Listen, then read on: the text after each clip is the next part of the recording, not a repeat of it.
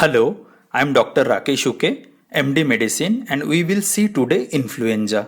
अगर हम किसी पेशेंट के कांटेक्ट में आए हैं या हमें इन्फ्लुएंजा हो गया है या चिकन और एग खाने से क्या इन्फ्लुएंजा हो सकता है, आज इस वीडियो में हम जानेंगे। पूरा देखिए। Influenza, seasonal swine flu, H1N1, avian bird flu, H5N1, causes, symptoms, investigation, prevention, chemoprophylaxis and treatment। Influenza ये acute febrile viral respiratory illness है जिसमें बुखार, सर्दी, खांसी या सांस लेने में दिक्कत हो सकती है या फिर सिवियर केसेस में डेथ भी हो सकती है। Cause influenza and orthomyxovirus transmitted primarily by droplet nuclei rather than direct contact or fomite, cloth, skin, hairs, etc. Highly contagious, three types. Type A infects humans, swines, horses, birds, etc. More severe disease. Type B and C only infect humans, causes less severe disease. Subtypes: swine flu in pig. Type A H1N1, same feature like seasonal flu. Avian influenza or bird flu, H5N1 type A.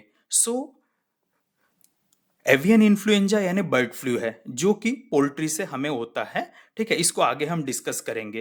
Influenza होता कैसे है? Patient के खांसने के बाद अगर virus directly हमारे सांस के जरिए हमारे अंदर आ जाए तो हमें इन्फेक्शन हो सकता है। Only type A influenza have subtypes and caused pandemic. Currently circulating in humans are H1N1 and S3N2. 1918 pandemic caused by H1N1 Spanish influenza. 2009 pandemic caused by H1N1 swine pig origin influenza. 2013 S7N9 outbreak in China. Type B has no subtypes. Type C causes mild disease. Type D primary present in cattle, not in human. Avian influenza or bird flu, H5N1. Zoonotic influenza A virus. Infection by infected or dead or live poultry. Aggressive clinical course, fever, cough, dyspnea and gastrointestinal symptoms, etc. RT-PCR and rapid antigen assay is available. No vaccine is available for avian influenza for public use. Avoid exposure is best. No risk of infection by well-cooked poultry product like chicken, egg.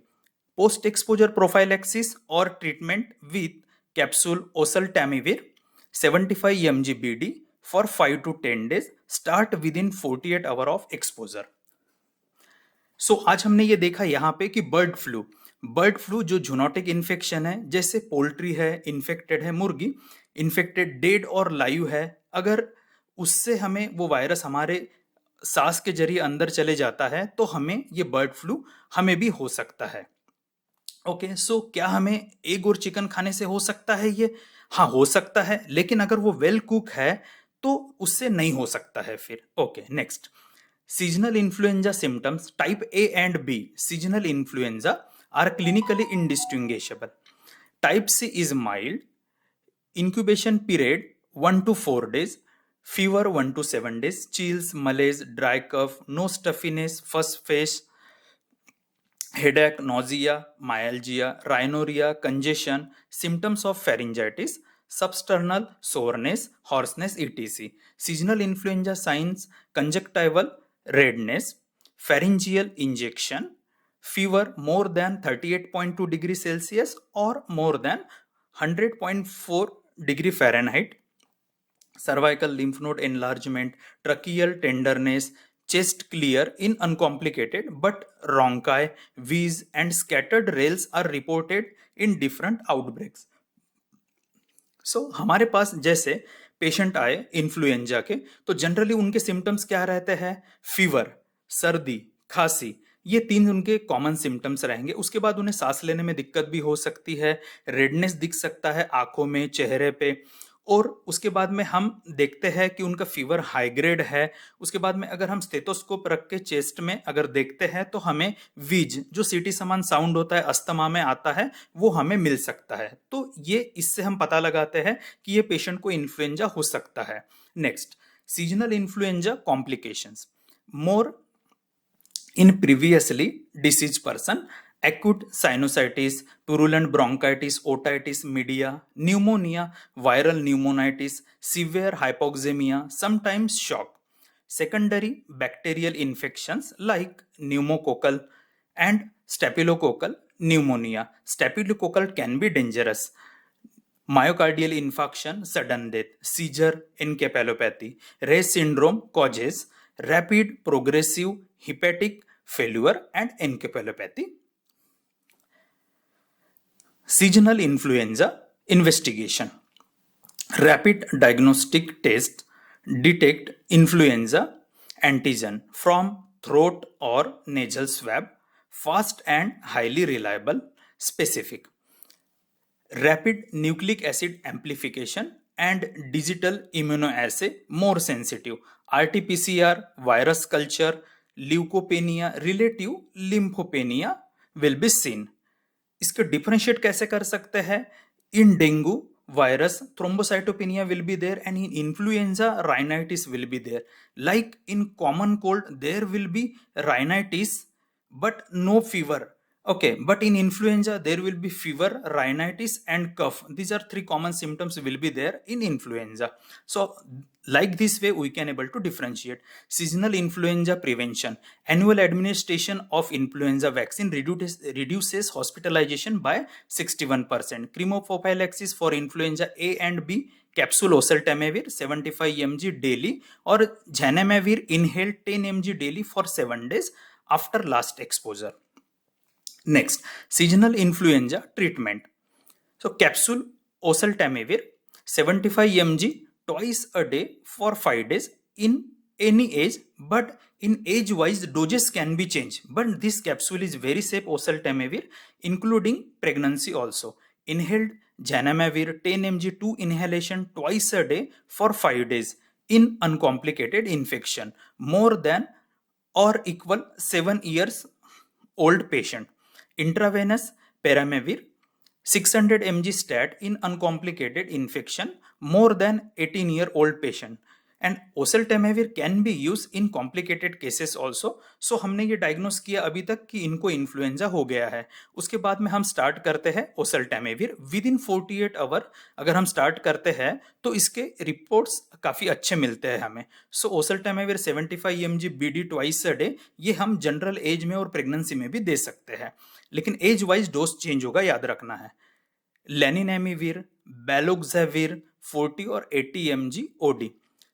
Dapivirine in complicated disease, immunocompromised, specially oseltamivir, ribavirin and amantadine combination can be used, causes faster virus clearance but no significant clinical improvement.